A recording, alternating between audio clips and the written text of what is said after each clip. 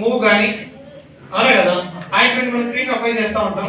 బయట మనకు ఏదైతే మన దాంట్లో మనకు వెస్కేర్ అనేటువంటి క్రీమ్ ఉండడం జరుగుతుంది. బట్ వాటికి వీటికి తేడా ఏంటి, బట్ రిజల్ట్ ఎలా ఉంటుంది అనేది మేడం గారు మీకు డెమో చేసి చూపిస్తారు.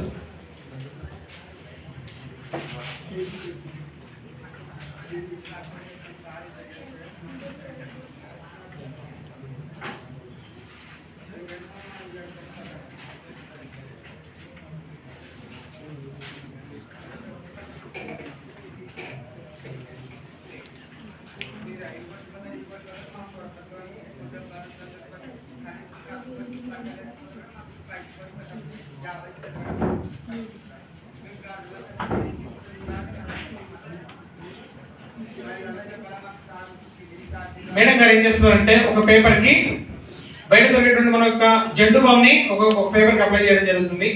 అండ్ ఇంకొక పేపర్ కి మన దగ్గర దొరికేటువంటి వెస్కేర్ క్రీమ్ ని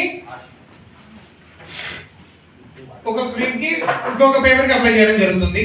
బట్ చూద్దాం తేడా ఏంటి, దానికి దీనికి ఎలా రిజల్ట్ ఉంటుంది అనే దాని గురించి.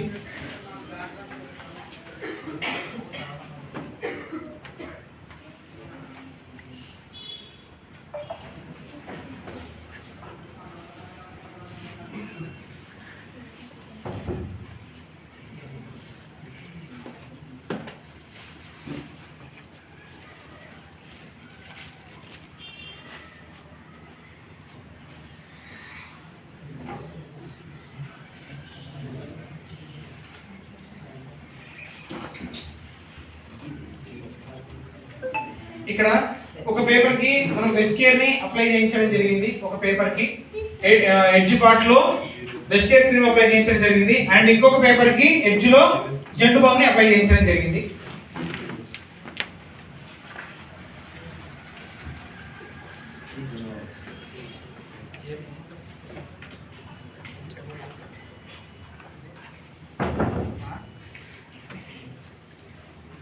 మీరు బాగా గమనించండి, జంటు బామ్ ఏదైతే అప్లై చేసిన తర్వాత విత్ ఇన్ స్పాంటేనియస్ ఎలా అయితే మనకు పెట్రోల్ ఎలా అయితే అంటించిన వెంటనే ఎలాగైతే ఫైర్ అయిపోతుందో ఏమవుతుంది, పేపర్ అంతా కూడా నార్మల్ పేపర్ కంటే అప్లై చేసినటువంటి పేపర్ చాలా ఫాస్ట్ గా స్ప్రెడ్ అవుతుంది, అవునా కదా. బట్ ఎప్పుడైతే మన క్రీమ్ ఎప్పుడైతే అప్లై చేసేస్తామో అక్కడ నుంచి స్ప్రెడ్ అవ్వకుండా అవునా కదా ఫైర్ ని ఏమవుతుంది అక్కడికే స్టాప్ చేసేస్తుంది.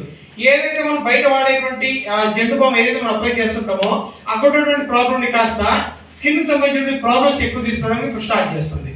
బట్ మనది వెస్కేర్ వాడడం వల్ల ఏమవుతుందంటే ఆ యొక్క ప్రాబ్లమ్ ని క్లియర్ చేస్తూ సైడ్ ఎఫెక్ట్ రానివ్వకుండా చూపిస్తుంది. క్లియర్.